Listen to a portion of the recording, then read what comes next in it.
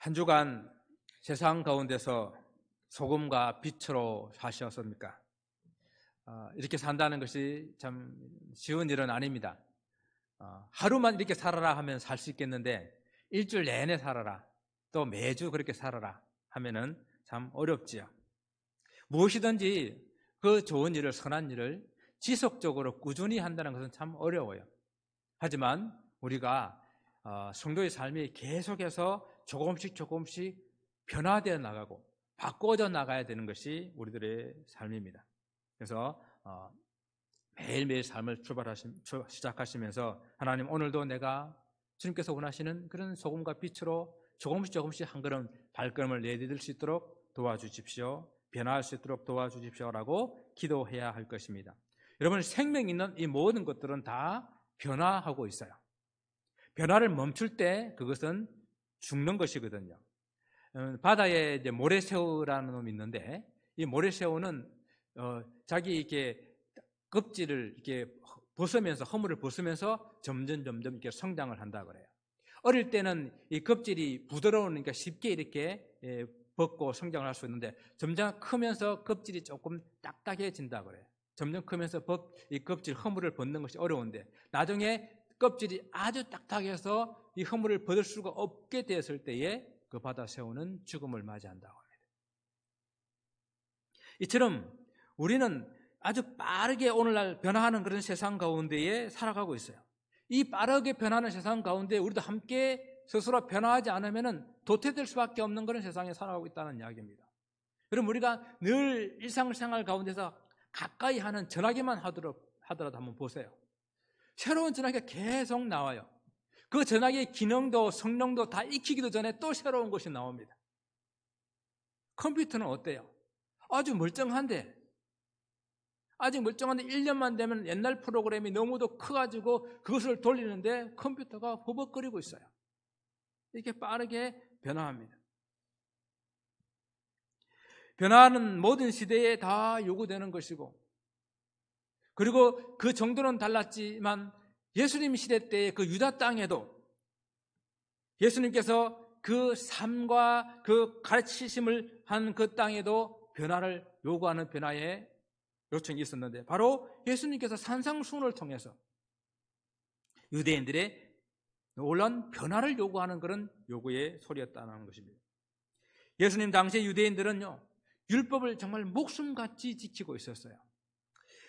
유대인들의 율법은 그들의 존재 이유고 존재 목적이고, 그리고 그들의 모든 가치고 자존심이었습니다.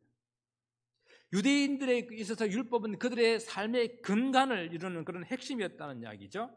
그런데 예수님께서 산상수훈을 통해서 그들이 그 율법이라고 하는 껍질 같은 딱딱한 껍질을 벗어버리고 새로운 삶을 살기를, 이렇게 변화를 요구하는 그런 변화를 말하게 될 때 그들은 상당히 당황스럽고, 이렇게 예수님의 그 변화에 대해서 상당히 이렇게 거부하는 그런 모습들을 보였습니다. 이러한 예수님의 변화에 대한 그런 요구에 유대인들은 예수께서 율법의 그 모든 조항들을 무시하는 것 아닌가, 아니면 그 규례를 파기하려고 하는 것이 아닌가 하고 예수님을 비난을 했습니다. 그래서 예수님께서 말씀하세요. 내가 율법이나 선지자를 폐하려 온 줄을 생각하지 말라. 어떻게 하러 왔다고 오셨다고요? 완전하게 하려고. 완전하게 하려 함이라. 내가 온 목적은 율법을 완전하게 하려는 것이라고 17절에 오늘 말씀을 하고 있습니다. 여기서 율법과 선지자라고 하는 것은 구약 성경 모든 성경을 말하는 것이고요.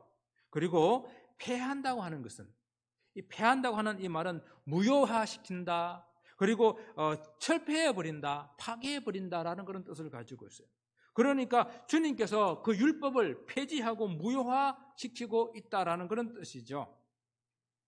유대인들은 예수님의 제자들이 손을 씻지 않고 밥을 먹는다든지 식사를 한다든지, 아니면 그 안식일 날인데 그 밀밭 사이로 지나가면서 이삭을 잘라 먹는다든지, 아니면 예수님도 그 죄인들과 함께 이렇게 식사를 하는 그런 모습이라든지, 아니면 예수님이 안식일 날 병자를 고치고 예수님이 그 사람들에게 내 죄가 사했노라라고 이렇게 하는 이런 말씀들을 보면서 예수님이 이런 행동들이 율법을 폐하는 것으로 이해를 했습니다. 그렇습니까?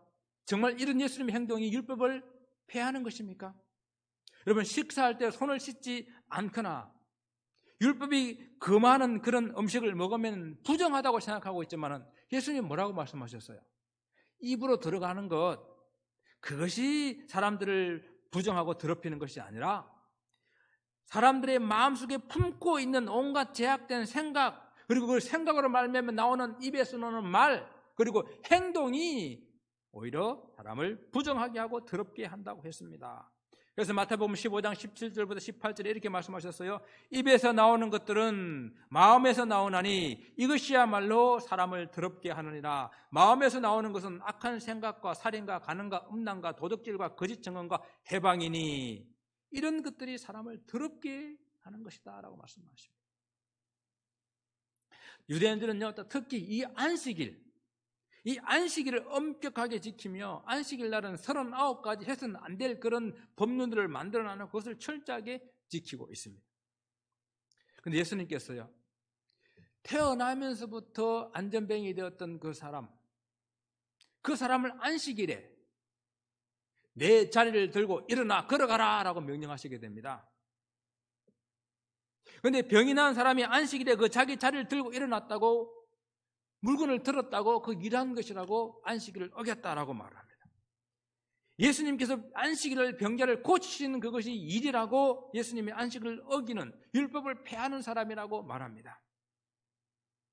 그때 주님께서는 바로 인자가 이 안식일의 주인이고, 그리고 이 안식일이라고 하는 것은 하나님께서 사람들을 위해서 주신 것이고, 그리고 이 안식일 날 가장 귀한 사람의 생명을 살리는 이 일은 선한 일이다 그랬습니다. 율법에도 안식일 날 동물이 우물에 빠지게 되면은 안식일임에도 불구하고 그것을 건져내라고 말씀하고 있어요. 하물며 사람의 생명을, 태어나면서부터 한 번도 걷지 못했던 그 생명을 구하는 일이 얼마나 안식일에 귀한 일이겠습니까? 여러분, 율법의 참 정신이 무엇입니까? 하나님을 사랑하고 이웃을 사랑하는 것, 그것이거든요. 유대인들이 정말 엄격하게 율법을 지킨다고 하는 그 율법 안에는 하나님에 대한 진실된 사랑이 없었고, 그리고 이웃에 대한 긍휼이 빠져 있었습니다. 하나님께 대해서 정말 마음을 다해서 경배하는 그 일은 너무도 소홀히 하면서 그냥 눈에 보이는 손을 씻는 일, 그리고 나갔다 와서 몸에 물을 뿌리는 일, 이런 일들만 위선적으로, 형식적으로 해나가는 그런 사람들이었다는 것입니다.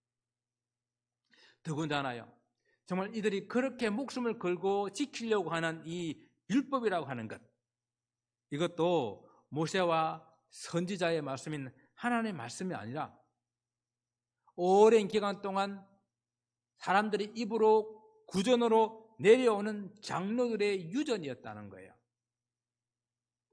자, 여러분들이 이해를 돕기 위해서 유대인들이 지키는 율법이라는 것이 무엇인지 잠시 한번 설명을 드릴게요. 자, 유대인들의 율법은 우리가 알고 있는 모세오경과 예언서뿐만 아니라 이런 성문화되어 있는 그 법뿐만 아니라 구전으로 모세가 하나님으로부터 받았다는 그 말을 모세가 사람들에게 말로 전해준, 구전으로 전해준 그 많은 이야기들, 그리고 여호수아가 다시 받아서 한 이야기들, 그리고 성경에 나오는 많은 장로들, 그리고 또 많은 그런 랍비들이 했던 그런 이야기들을 구전으로 내려오는 많은 그런 이야기들이 있었는데, 그런 이야기들을 다 모아서 편찬하는 것을 미시나라 그래요. 미시나. 그러니까 이 미시나는 수많은 사람들이 그 모세 이후부터 나왔던 그 많은 하나님의 말씀이라고 전해져 내려오는 것들이 들어있는 거예요. 이렇게 전해 내려왔던 이야기들을 주후 200년에 랍비 중에서 한 나시라는 랍비가 그것을 다 모아가지고 편찬을 했습니다. 그것이 미시나예요. 예수님께서 유대인을 책망하실 때에 하나님 법보다도 장로들의 법을, 유전들을 더 중요하게 여긴다라고 했을 때 바로 이 미시나를 말하는 거예요. 그들이 이것을 지키고 있는 거예요. 그리고 여기서 끝이 아니고 이 미시나를 주석하고 해석해 놓은 것을 게마라라 그래요. 게마라. 유대인들은 이 주석을 하게 될 때에 정말 여러 가지 방법으로 여러 가지 어떤 그 비유들을 가지고 출석을 하기 때문에 한 구절에 수십 가지, 어떤 거는 수백 가지 되는 그런 해석을 늘어놔요. 그러니까 미시나에 대한 해석이 게마라인데 게마라 양이 얼마나 많겠어요. 이 많은 양의 게마라가 있는데 미시나와 게마라를 합쳐놓은 것을 탈무드라 그래요. 여러분 탈무드 읽어보셨어요? 탈무드라는 책이 얼마 안 되죠. 우리가 알고 있는 그 탈무드는 그 엄청난 것들 중에서 사람들이 듣기 좋아하는 것, 지혜를 줄 만한 것을 뽑아놓은 격언집, 지혜의 문서예요. 그거는 정말 조족지혈이라. 그 탈무드의 원본을 보려고 그러면은 초록으로 여기에 가득 채워도 부족해요. 그러니까 뭡니까? 유대인들도 그 너무나 많은 양을 다 알지도 못하고 다 지킬 수도 없는 그 율법을 사람들에게 짊어지우고 사람들에게 짐지우고 있는 그런 모습이라는 것입니다. 그래서 주님께서 바로 그 사람들에게 화 있을진저 외식하는 서기관과 바리새인 너희들도 못 지키면서 백성들에게 그 무거운 짐을 지어놓고 너희들은 손가락 하나라도 움직이지 않으려고 하는 그 외식하는 무리들하고 책망을 하게 된 것입니다. 그래서 오늘 우리 주님께서 베풀으시는 이 산상수훈은 이 유대인들의 딱딱한 율법이라는 껍질을 깨어내고 복음으로 새롭게 변화하라는 그런 요구인 것이에요. 잃어버린 율법의 그 참 정신으로 돌아가야 된다라는 그런 가르침이에요. 하나님의 법의 본질이 무엇인지를 깨닫게 해주려고 하는 그런 가르침이 산상수훈이에요. 하나님을 사랑한다는 핑계로 그들이 저버렸던 부모 공경, 하나님을 사랑한다는, 하나님께만 충성한다는 그런 마음으로 그들이 무시했던 이웃 사랑, 그것이 무엇인지를 가르쳐 주시고 계신 것입니다. 그렇다고 한다면 누가 율법을 폐하는 사람이에요? 누가 율법을 파괴하는 사람입니까? 예수님께 율법을 파괴하러 왔다고 유대인들이 비난을 하지만 오히려 그 유대인들이 하나님의 말씀보다도 사람들의 말, 장로들의 유전들을 더 지키고 있다고 하는 이것이 바로 하나님의 계명 율법을 파괴하는 것이 아닙니까?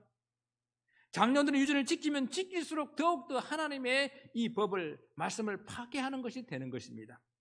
또 그것을 가르치고 있는 자들, 이 서기관과 바리새인들이 바로 율법을 파괴하는 자, 율법을 폐하는 자들이 된다는 것입니다. 주님께서는 말씀하십니다. 율법을 폐하려고 오신 것이 아니라 오히려 율법을 완전하게 하려 함이로다. 주님께서는 율법을 완전하게 하기 위해서 땅에 오셨습니다. 그래서 완전하게 한다 하는 이 말은 완수하다, 그리고 완성한다, 부족한 부분을 가득 채운다라는 그런 뜻을 가지고 있어요. 그러면서 말씀하시기를 18절에 천지가 없어지기 전에는 율법의 1.1획도 결코 없어지지 아니하고 다 이루리라 하셨거든요. 여러분, 그 율법의 천지가 없어지지 않는다고 하는 것은 이 천지가 주님 오시기 전까지는 없어지지 않을 거 아닙니까? 그러니까 결코 이 율법이 없어지지 않을 것이라는 것을 강조하는 그런 표현이고요. 율법의 1.1획도 없어지지 않는다는 이야기는 히브리어 문자 중에서요, 가장 작은 글자가 있어요. 가장 작은 글자가 요드라는 글자예요. 마치 그 콤마처럼 작아요. 그리고 한 획만 끊는 글자가 있어요. 바브라는 글자예요. 그러니까 히브리어 문자 중에서 요드와 바브를 들어서 글자 중에서 한 1점도, 한 획도 없어지지 않을 것이다 라고 말씀하신 거예요. 그러니까 이 말씀은 율법의 내용뿐만 아니라 그 율법을 기록한 철자 중에서 가장 작은 문자 하나도 없어지지 않는다는 것을 말씀하시면서 하나님의 말씀은 결코 없어지지 아니하고 반드시 이룬다는 것을 강조하는 그런 표현이에요. 주님께서는 율법을 완전케 하려 오셨다, 율법을 완성하러 오셨다라고 했습니다. 율법을 다 이루신다라는 뜻입니다. 그러면 우리 주님께서 어떻게 이 율법을 완성하시고 다 이룰 수가 있을까요? 첫째는 유대인들이 율법에 대해서 잘못 알고 있고 오해하고 있는 부분들을 바로 깨우쳐주고 가르쳐줌으로 말미암아 유대인들이 율법을 지킬 수 있도록 하시는 것입니다. 그들이 하나님을 모르고 하나님에 대해서 오해하는 것은 그들이 하나님의 말씀을 바로 알지 못하기 때문에 내 백성이 하나님의 말씀을 알지 못해서 기갈하고 무지한 백성이라는 이야기죠. 둘째는 예수님께서 실제로 그 율법의 요구함을 이루시는 것입니다. 여러분, 율법이 무엇입니까? 율법은 우리 모든 인생이 죄인임을 가르쳐주고 있습니다. 그리고 그 죄의 대가를 반드시 지불해야 된다는 것을 말씀하고 있어요. 율법을 공부하면 공부할수록, 율법을 지키면 지킬수록 우리는 죄인이구나, 우리는 어찌할 수 없는 죄인이구나라는 것을 깨닫게 된다는 것입니다. 우리 힘으로는 안 된다는 것을 깨닫게 됩니다. 그래서 그들은 그때에 비로소 하늘을 바라보며 하늘의 도우심을 구할 때에 율법을 완성하실 분, 율법을 완전히 이루실 분, 그분 보내신 우리 주 예수 그리스도를 바라보게 되는 것이에요. 예수께서는 하나님께서 보내주신 그리스도이십니다. 그래서 당신의 그 몸을 십자가에 내어 놓으심으로 우리 모든 인생들의 죄의 문제, 그 율법의 요구를 이루신 것입니다. 율법의 불완전한 부분을 완전하게, 율법의 그 미완성인 부분을 완성으로 이루신 것입니다. 그래서 주님께서 십자가 위에서 내가 다 이루었다, 내가 이제 완전하게 했다, 내가 완성했다라고 외치신 거예요. 그렇습니다. 예수 그리스도의 십자가의 죽으심과 부활은 율법의 완성이요, 율법의 마침이요, 율법의 완전케 하는 그런 행위였습니다. 유대인들은요, 율법 중에서 가장 큰 것이 무엇이냐는 논란을 많이 했어요. 논의를. 여러분 그 기억하시지요? 한 율법사가 주님께 나와가지고 율법 중에 가장 큰, 계명 중에 가장 큰 것이 무엇입니까? 라고 질문을 했잖아요. 그 질문은 유대인들이 항상 하고 있는 질문이에요. 왜 그렇게 질문하는지 아세요? 아까 제가 말씀드렸지, 엄청나게 많은 그 법을 알 수도 없고 지킬 수도 없기 때문에, 그러면 어떻게 할까?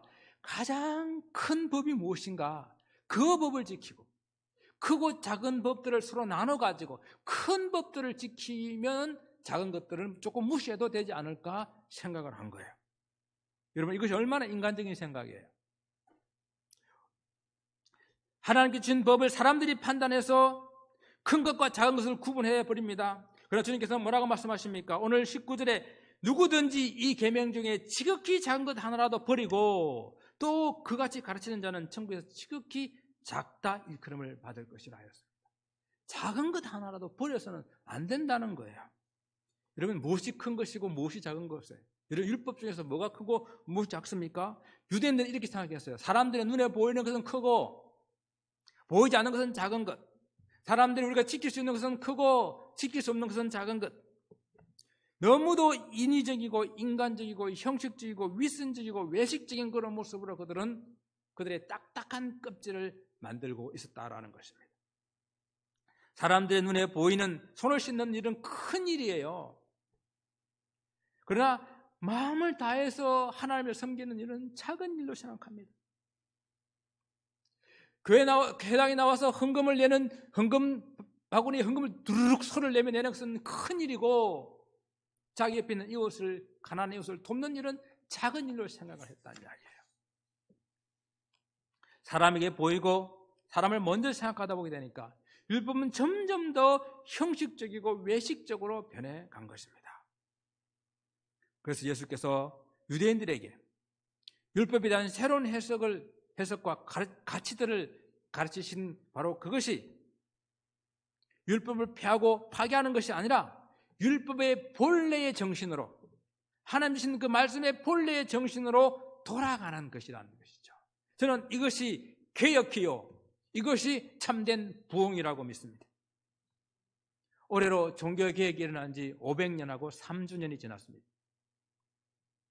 종교개혁은 11월 31일 종교개혁일인데, 그래서 매 10월 마지막 주, 이 마지막 주 오늘 2주를 종교개혁주일로 이렇게 지키면서 종교개혁의 의미를 다시 한번 돌아보고 오늘날 우리의 삶을 다시 한번 이렇게 기억하는 그런 의미로 사용하고 있습니다. 종교개혁은 1517년 마틴 루터가 비텐베르그 대학 청문회 95개의 조항을, 로마 교황에 반대하는 그런 조항을 내걸면서 시작을 했어요.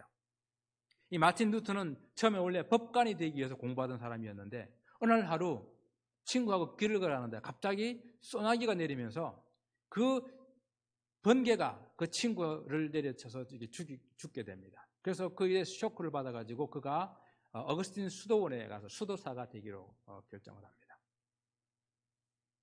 그 당시 이 로마 천주교회는 사람이 구원을 받기 위해서는 선행을 해야 된다는 것을 가르치고 있었어요.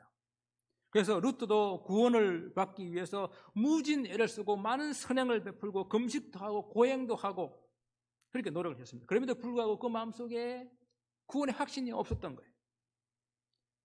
수시로 마음으로 죄를 짓고, 그래서 죄를 지을 때마다 그는 고해성사를 이렇게 했습니다. 그래서 일화 중에서 루터가 너무 많이 고해성사를 하니까 그 신부님이 루터 보고 제발 죄를 좀 모았다가 한꺼번에 좀 오면 되지 않겠냐라고 이렇게 이야기할 정도로 철저하게 자기 자신의 죄를 회개했었어요. 신학 공부를 마치고 비텐베르그 대학의 교수가 되었지만 여전히 그의 마음속에 있는 그 고민과 갈등은 끝이지 않았는데 더욱더 힘든 것은 그 당시 로마 교회의 부패는 참기 어려운 것이었습니다. 이 결정적인 계기는 그가 로마에 방문했을 때에 모든 사람들이 로마 가게 되면은 그렇게 하듯이 로마 가게 되면은 성계단교회라는 것이 있어요.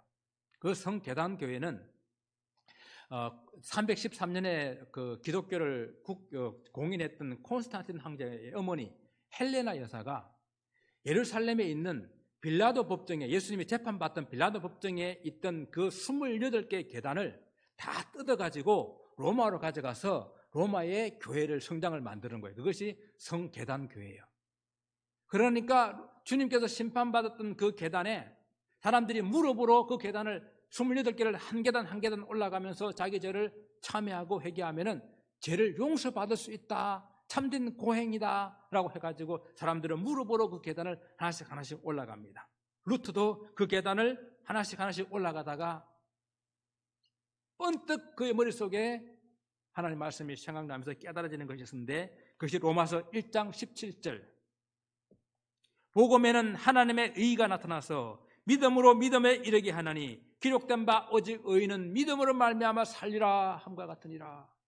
하박국 말씀에 인용한 그 사도 바울의 정말 이신칭의에 가장 핵심되는 그 말씀이 스쳐 지나가면서 그 복음을 깨닫게 되는 것입니다. 아, 구원이라고 하는 것은 어떤 이런 선한 행위로 이루어지는 것이 아니고 죄의 용서함이라고 하는 것은 내가 이 무릎을 꿇고 계단으로 한 걸음 한 걸음 올라가는 고행을 통해서 이루어지는 것이 아니라 참된 예수 그리스도 앞에 회개하게 될 때에 하나님의 은혜로 용서받고 구원받는 것이구나 하는 것을 깨닫게 된 것입니다. 그런데요, 당시 로마 캐톨릭에서는 선행으로 구원받는 것을 가르쳤을 뿐만 아니라 성직을 돈으로 매매하고 있었고, 그러다 보게 되니까 자기가 없는 그런 성직자들이 여러 가지 부패와 불법과 악행을 성행하고 있었습니다. 가장 루터에게 참기 어려운 것은 베드로 성당을 건축하면서, 베드로 성당은 100년 동안 지었던 건물이에요. 그렇게 짓다가 보니까 엄청난 재정이 필요하잖아요. 그 건축비를 마련하기 위해서 그들은 연옥교리라는 것을 만들어가지고 면죄부를 팔기 시작했습니다. 여러분 이야기 많이 들어보셨죠? 연옥교리라고 하는 것은 사람이 선행을 많이 하게 되면 천국을 가지만은, 그리고 예수 믿고 선행을 하면 천국 가지만 예수 안 믿고 악을 저지르는 사람들은 지옥 갑니다. 그런데 중간에 예수를 믿었지만 선행을 하지 못했던 사람들은 그 중간에 있는 장소, 연옥이라는 곳에 있게 된다라는 거예요. 그런데 이 면죄부를 팔면서 이 땅에 있으면서도 이 사람들 중에서는 선을 좀 많이 한 사람도 있지 않습니까? 지나치게 많이 선을 해가지고 천국 가기에 남는 선행도 있대요. 그래서 그 선행이 남는데 그것을 돈으로 사는 거예요. 그 돈을 사면은 그 돈이 그 성전에 그 교회의 헌금함 속에 떨어지면서 따그랑 소리가 나는 순간에 이 사람이 천국으로 가는 사람이 된다는 거예요. 심지어는 죽은 자기의 조상들도, 연옥에 있는 조상들도 후손들이 그 면죄부를 사게 되면은 돈이 떨어지는 순간 연옥에 있던 그의 조상들이 천국으로 올라간다고 이렇게 가르치기 때문에 많은 사람들이 그 면죄부를 사기 시작했습니다. 여러분, 어떤 선행으로도 구원을 받을 수 없을 뿐만 아니라 이미 죽은 사람에 대해서는 이 땅의 사람들이 할 일이 아무것도 없어요. 그렇지 않습니까? 기회는 오직 이 땅에 있을 뿐이요, 그리고 그것도 예수님을 믿음으로만 구원을 얻습니다. 그래서 우리가 장례식에 가가지고 고인의 명복을 빕니다라고 하는 것도 사실은 바른 표현이 아니에요. 명복이라는 말 자체도 불교적인 용어고, 그리고 우리가 죽은 사람을 위해서 이 땅에서 빌 복이 없어요. 이미 예수 믿은 사람은 천국 주님의 품에 가 있고, 안 믿은 사람은 이미 끝난 거예요.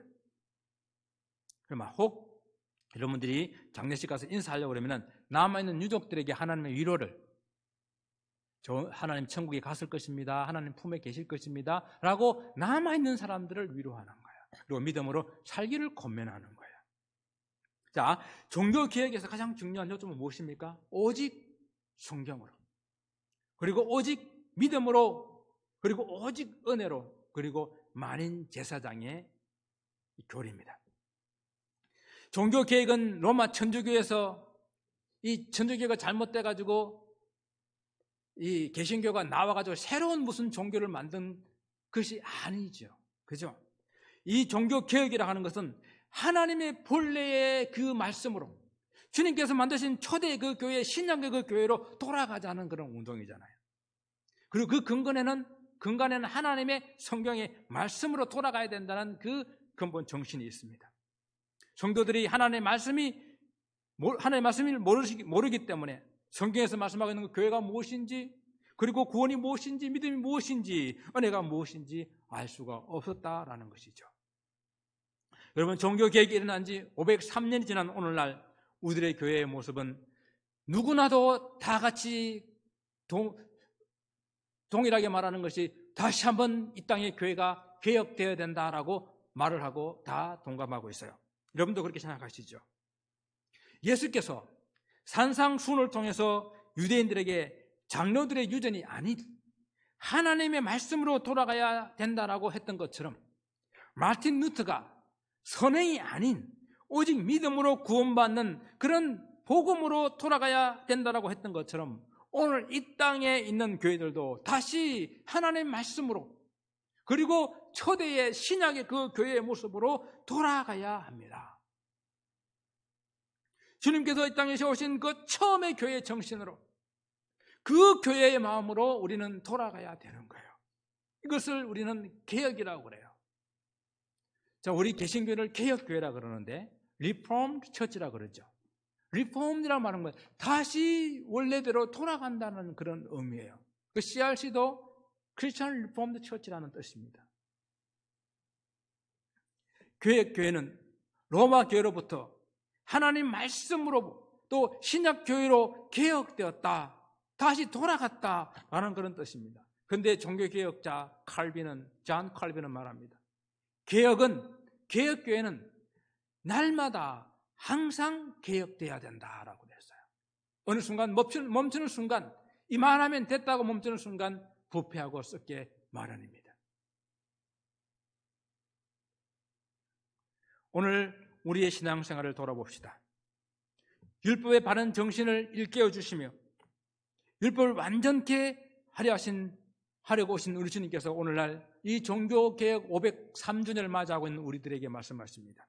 내가 너에게 이르노니 너의 의가 서기관과 바리새인보다 더 낫지 못하면 결코 천국에 들어가지 못하리라. 아니, 좀 이상하지 않아요? 주님께서 외식적이라고, 그리고 위선적이라고 책망을 받았던 바로 그 서기관들과 바리새인들보다 더 의롭게 되지 않으면 안 된다라고 말씀하신 이 뜻이 무엇입니까? 서기관과 바리새인들이 그 율법을 지키려고 했던 그 열심, 그 애쓰는 그 열심보다 그 열심으로 그 열심보다 더 우리가 주님께서 가르쳐 주신 이 율법의 참정신, 복음, 하나님의 사랑하고 이웃을 사랑하는 그런 삶을 살아내야 된다라는 그런 말씀이에요. 바리새인들이 했던 것보다 더 열심히 우리는 주의 복음을 가지고 이 땅을 살아내야 된다라는 말씀입니다. 우리가 하나님을 사랑하고 이웃을 사랑하는데 그들이 하찮게 여겼던 마음을 다하고 뜻을 다하고 힘을 다하고 목숨을 다하여 우리는 그렇게 해야 된다는 거예요. 눈에 보이지 않는 것, 그래서 작다고 여기고 소홀히 여기고 적당히 여기는 것이 아니라 만약 우리가 그렇게 눈가림으로 사람들 보지 않는다고 드러나지 않는다고 소홀히 하고 소홀히 치고 버린다고 한다면 바로 우리는 오늘날 이 땅이 다시 그 복음을 배하는 자요, 복음을 파괴하는 자가 될 수밖에 없다는 것입니다. 루트의 종교 계획은 하나님의 말씀을 성도들에게 돌려주는 것이었다라고 평가합니다. 그렇다고 한다면 오늘날 다시 일어나야 하는 종교 계획은 사역을 성도들에게 돌려줘야 되는 거예요. 로마 캐톨릭에서는요, 그들이 정말 사제들이 그 예배 시간에 사람들이 알아듣지도 못하는 라틴어로 진행되는 그런 예배 의식에 성도들은 그냥 구경만 하고 있다가 나중에 사제들이 주는 떡과 포도주만 받아먹고 돌아오는 그런 생활을 했었고, 그들은 거룩한 자들이고 우리는 그냥 평신도일 뿐이라고 평신도와 사제를 구분하는 그런 모습으로 살아왔었습니다. 그러나 오늘날 종교개혁을 통해서 성도들이 사역을 찾고 그리고 성도들에게 해야 될 그 사역을 돌려주는 그런 의미라는 것은 하나님의 사역은 목회자들의 뿐만 아니라 성도들의 몫이요, 성도들이 사역을 통해서 영혼 구원하고 주의 몸된 교회 그리고 하나님의 나라를 세워나가야 한다는 것입니다. 그래서 오늘날 교회의 희망은요, 소그룹을 중심한 영혼 구원의 사역을 할 수 있는 가정교회가 답이다라고 사람들은 이구동성으로 말을 합니다. 우리는 단순히 일주일에 한 번 밥에 먹이는 그런 모습이 가정교회라고 생각하시면 안 되는 거예요. 한 영혼이 천하보다 귀하기 때문에 한 영혼을 구원하기 위해서 이런 수고를 아낌없이 하는 것, 그것 중에 하나가 사람들에게 밥에 먹이는 거예요. 사람들을 살피는 거예요. 영혼 구원하는 이 사역이 성도들의 몫이라는 사실을 알고 그것을 내 것으로 찾아오는 참된 그런 종교개혁의 모습이 있어야 됩니다. 우리가 세상에 정말로 빠르게 변하는 세상에 적응해 나가되 교회가 나가야 될 그런 바른 방향, 바른 목적을 가지고 함께 달려갈 수 있기를 바랍니다. 여러분, 내가 알고 있고 내가 믿고 있고 그리고 내가 오늘날까지 경험한 그 경험이 나의 삶 가운데 딱딱한 그런 껍질이 되어서 나를 벗어나지 못하게 한다고 한다면 나는 점점 죽어가고 있다는 사실을 기억하시고 나는 복음으로 날마다 새롭게 되어지고 날마다 변화를 받아야 된다는 사실을 기억할 수 있기 바랍니다. 날마다 살아있는 그런 주님의 말씀으로 변화되어서 완전하고 완성되는 그날을 사모하는 모든 복된 성도 되시기를 주님 이름으로 축원을 드립니다. 기도하겠습니다.